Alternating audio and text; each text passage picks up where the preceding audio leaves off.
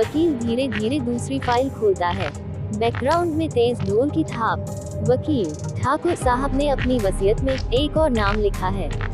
Camera zoom, सबके चेहरे पर शौक। रिया के होंठ कांपते हैं।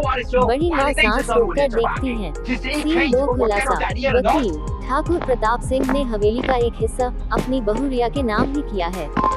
रिया की आंखों में चमक, वह खुशी से चीख पड़ती है। रिया हंसते हुए, सुना सबने, ये हवेली मेरी भी है, मैं कोई बेगानी नहीं हूँ। सूरज कड़क आवाज में, लेकिन पापा ने साफ कहा था ईशा ही इस घर की असली मालिक होगी।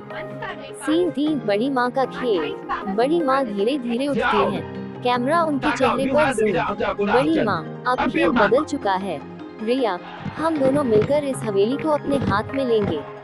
रिया और बड़ी माँ एक दूसरे का हाथ पकड़ती हैं। कैमरा स्लो मोशन में दोनों के चेहरे दिखाता है। सीन 4 ईशा और सूरज अकेले। रात का सीन, ईशा और सूरज छत पर खड़े हैं। बैकग्राउंड में चांदनी, ईशा आंखों में आंसू। सूरज, मुझे डर लग रहा है। बड़ी माँ और रिया हमें कभी चैन से नहीं रहने देंगे। सूरज दृढ़ स्वर में, जब तक मैं तुम्हारे साथ हूँ, कोई कुछ नहीं बिगाड़ सकता। ये हवेली, ये घर, सब तुम्हारा है। ईशा, सॉफ्ट म्यूजिक, दोनों एक दूसरे का हाथ पकड़ते हैं। सीन 5 रिया का षड्यंत्र। रिया अपने कमरे में फोन पर बात कर रही है। रिया, वकील को मैंने पहले ही पैसे दिए थे, अब अगला कदम बड़ी माँ उठाएंगे। ईशा को इस घर से निकालना ही होगा। कैमरा शेडो में बड़ी माँ का चेहरा दिखाता है, संतोष भरी मुस्कान के साथ।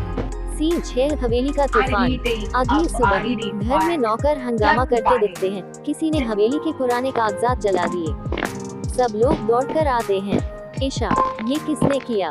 बड़ी माँ और रिया चुपचाप एक दूसरे को देखती हैं। Scene 7 climax.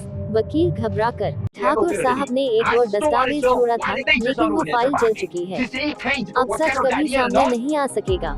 सब लोग सदमे में। ईशा चीख उठती है। सूरज गुस्से में मुट्ठी भींचता है।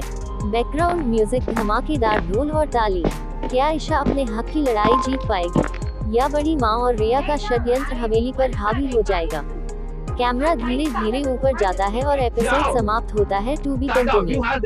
सूरज सबूत ढूंढने निकलता है। रिया और बड़ी माँ नई चाल चलती हैं। हवेली में एक रहस्यमय तिजोरी का पता चलता है।